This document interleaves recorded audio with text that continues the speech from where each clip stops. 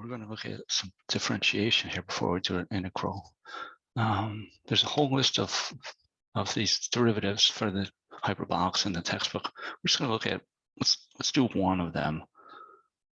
Let's start with the hyperbolic, inverse hyperbolic sine. Oops. Try that again. Which we know is natural log of x plus square root of 1 plus x squared. Okay, now we're going to do a more general form. We're going to say what happens if you have a composition u of x. So let's look at that. Okay, so let's differentiate this. Y prime would be, we need a derivative of this guy here. So that is going to be the whole function differentiated and then divided by that whole, the whole argument differentiated divided by that. So we'll have a u prime plus, we have a, looks like we have a 1/2 2u times a 1 plus u squared to negative half. Okay. And all that would be divided by just the u plus the 1 plus u squared to the 1/2. Okay, now I'm gonna just try to simplify this a little bit. I've got the 2's here that are gonna cancel for me, but let me write this like so. Oh, and by the way, when I did this 2u, I need a u prime in there also. When I've differentiated this 2u, I forgot to mention my u prime because it is a function of u. It's not just an x. So I'm going to factor that u prime out of that numerator, and I'm also going to do this. I'm going to write 1 plus u over 1 plus u squared to the 1/2. Got that. Okay.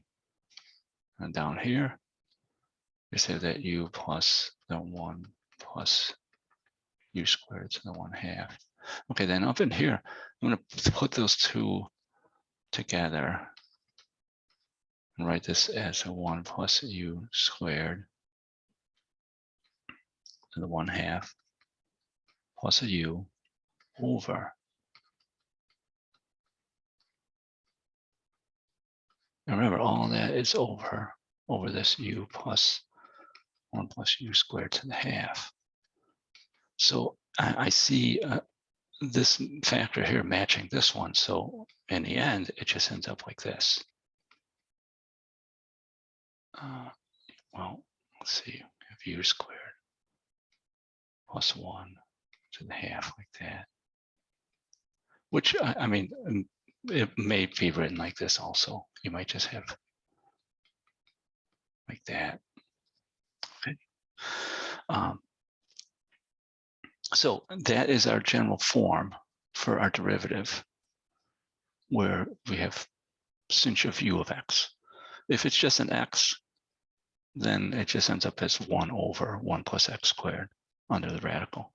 Okay, so you can do that for the others. I'm not going to go through all those, but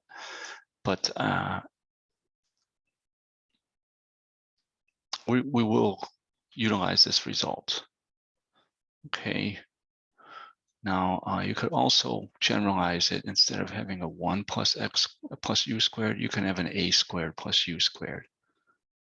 The reason for that would become apparent when you have different integrals of these forms, because now we're going to try to work our way backwards. So what we see here now, in fact, I'm going to show you, this is done in the textbook, and one of the results, you can do this for all 6 of the functions, find these derivatives, and I have them listed here. Let's see, turns out the derivative of the Cauchy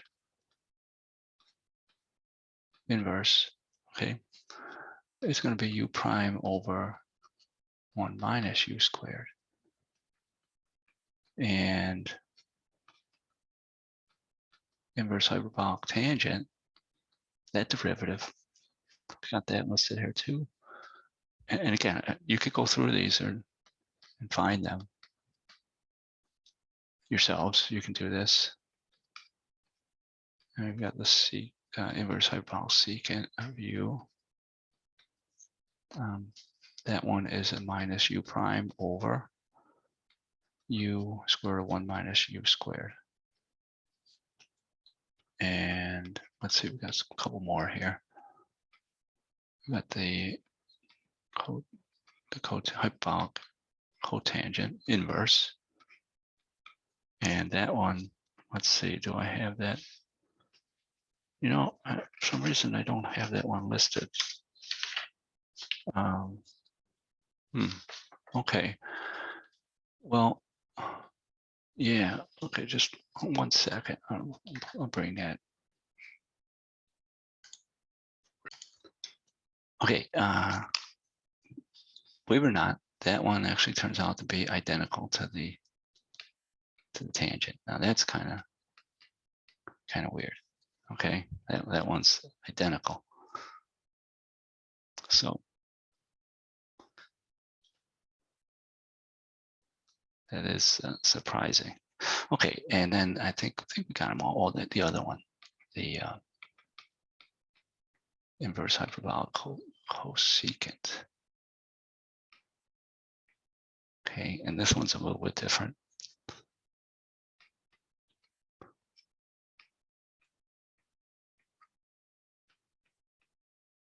Okay, so we got the presence of that absolute value stuck in there. Oh, I'm sorry, that's actually a plus. Okay. All right, so now what's even more important are these forms here. Instead of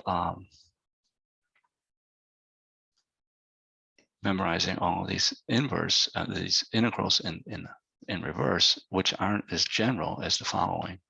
If we have these three actually, if you have this form,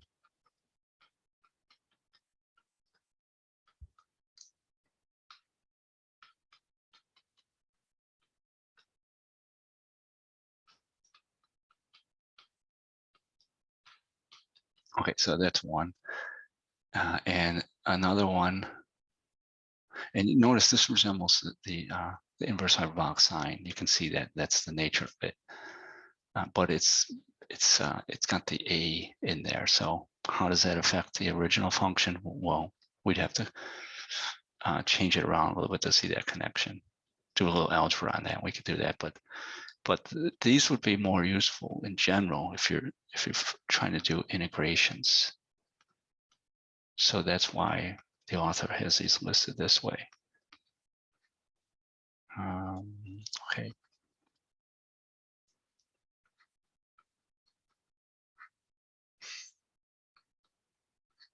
Okay, and that one you can see that kind of is reminiscent of the inverse hyperbolic tangent. You can see that that's where that's coming from. And then our third one look like this.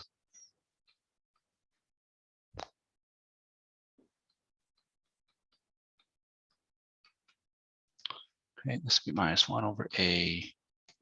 And I'm just putting these here just because I didn't include them in the handout. And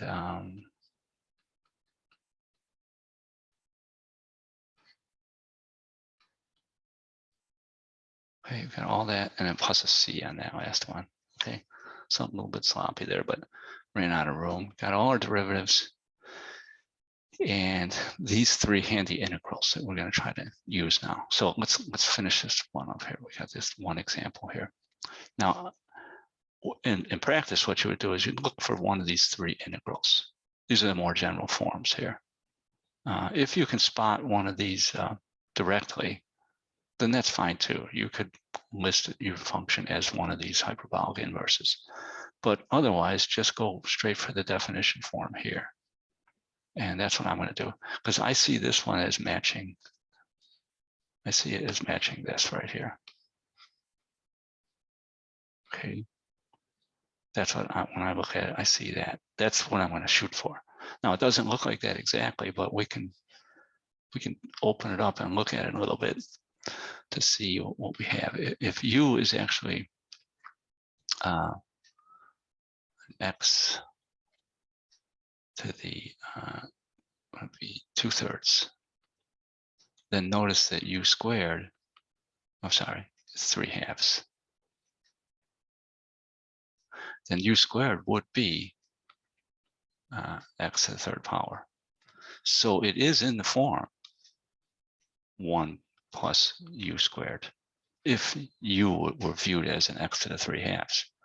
And of course, you can see that du would have to be 3/2 x to the 1/2 dx, and we have that up here. We have that x to the 1/2. We've got an extra. Well, we're missing the 3/2, but that's okay. We can put that in like so.